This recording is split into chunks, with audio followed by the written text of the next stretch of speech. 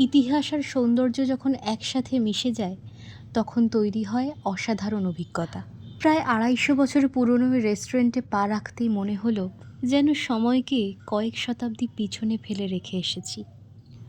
পুরনো দিনের architecture, vintage interior, পুরনো দিনের সব আসবাবপত্র, নান্দনিক সাজসজ্জা আর শান্ত পরিবেশ, প্রতিটি কোণ যেন ইতিহাসের এক একটি গল্প বলে।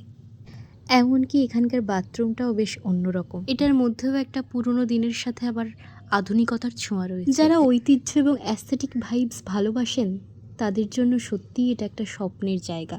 এখানে রাতে থাকার ব্যবস্থাও আছে। এখানে মোটামুটি রুম ভাড়া ২৭০০-২৮০০ অ্যাপ্রক্স পার নাইট। তবে এখানে শুধু পরিবেশই নয়, এখানে খাবারের স্বাদও কিন্তু বেশ ভালো ছিল। প্রতিটি পদ যত্ন করে পরিবেশন করা হয় এবং সেই স্বাদের সঙ্গে এই ঐতিহাসিক আবহ পুরো অভিজ্ঞতাকে আরও বিশেষ করে তোলে। এখানে বসে কোনো প্রিয় খাবার খেতে খেতে মনে হয়েছে সময় যেন একটু ধীর হয়ে গেছে।